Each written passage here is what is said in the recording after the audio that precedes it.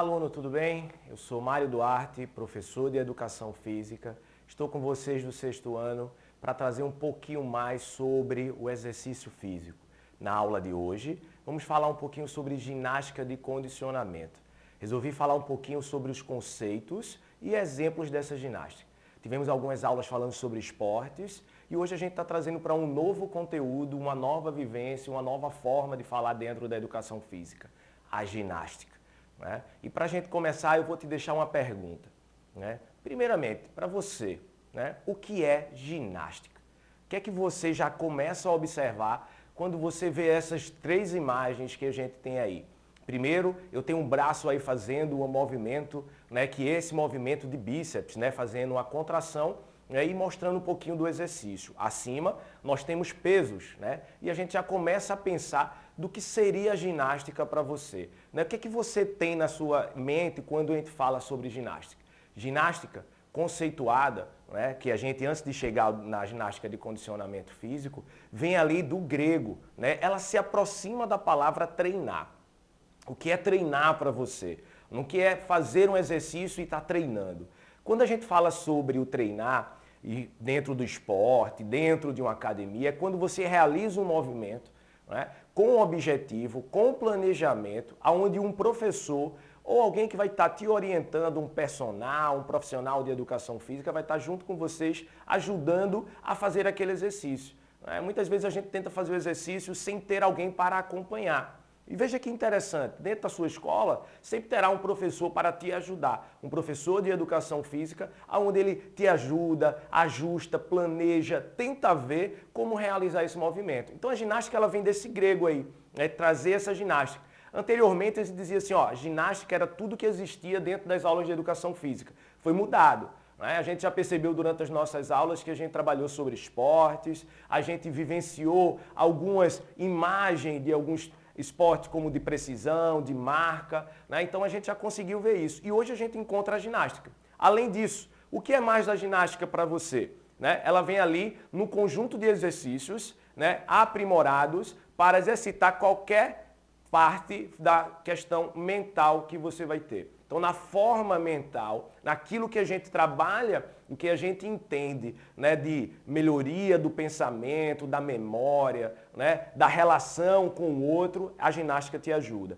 E terceiro, como está na imagem aí nessa que a gente tem, ele faz fortificar e desenvolver e tornar flexível. Então a gente sabe que os ginastas são bastante flexíveis, né? E para que a gente possa entender ainda mais sobre ginástica, a gente divide em duas partes. A ginástica competitiva e a ginástica não competitiva. Como é que é esse exemplo e o que é que a gente pode dizer sobre ginástica competitiva? A ginástica competitiva, eu trouxe para vocês alguns exemplos aqui. Né? Primeiro, a ginástica aeróbica, né, acrobática, né, que ela trabalha essa relação do ar, esse movimento onde tem que ter o equilíbrio de um outro atleta, essa movimentação, a competição existente ali, tá? A outra ginástica que a gente tem é a ginástica rítmica. Né? Acho que alguém já deve ter visto nas Olimpíadas, né? As brasileiras estavam no Pan-Americano, participaram de alguns mundiais, né? Elas também trazem um pouquinho dessa relação de rítmica, né? Onde elas usam arcos, fitas, elas trabalham no solo, individual, coletivamente. Né? E por último, nós temos a ginástica artística, né? Que quem assistiu às Olimpíadas viu que a nossa atleta brasileira, né, ela foi campeã olímpica na ginástica artística. Antes se chamava ginástica olímpica, né? Alguns chamavam de ginástica olímpica. Mas a gente tem aí essas ginásticas que trabalham, né, tanto no solo, na barra, no cavalo, hoje chamado de mesa. Né? Então a gente tem uma relação de competição, onde as pessoas vão competir. Então aquelas ginásticas competitivas, existem regras, onde essas regras vão ter jurados, onde as pessoas vão ter nota para conseguir algo mais à frente, que talvez seja uma medalha. Tá? A ginástica não competitiva, que é essa que a gente tem aqui, que a gente vai começar a falar mais dela do que a competitiva, são essas três que a gente tem aí como principais exemplos, né? A ginástica localizada, a ginástica laboral e a yoga. Ginástica localizada, eu trabalho o músculo, né, de uma parte, né, que a gente tem ali como glúteo, perna, braço,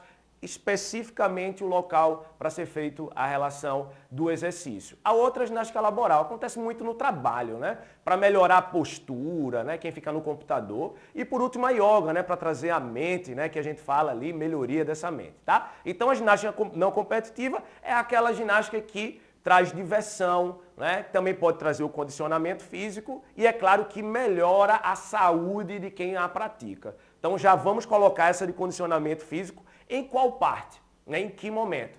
E como é que você já pode dizer que é essa ginástica de condicionamento físico? O que é que seria para você essa ginástica de condicionamento físico? Né? A gente já está vendo aí que ela cabe dentro da ginástica não competitiva, né? A gente já pode olhar, eu já sublinhei para vocês, deixei bem amarelo para dizer não competitiva, então é diversão, melhora da parte física, né? E é claro que vem as duas partes que a gente tem aí para a ginástica de condicionamento físico, né? Proporciona a melhora do seu aspecto físico e fisiológico e traz um bom desempenho nas funções orgânicas. O que seria isso? Né? Então eu vou estar melhor fisicamente, ou emagrecer, eu vou conseguir andar melhor, vou subir, vou descer, vou agachar, vou sentar, vou me acordar pela manhã sem sentir tanta dor, né? Então eu vou estar melhor nessa parte física. Fisiologicamente, nosso coração, né? Ele começa a bombear, melhor o sangue, a oxigenação, o músculo, né? Ele vai estar sempre melhorando nesse sentido.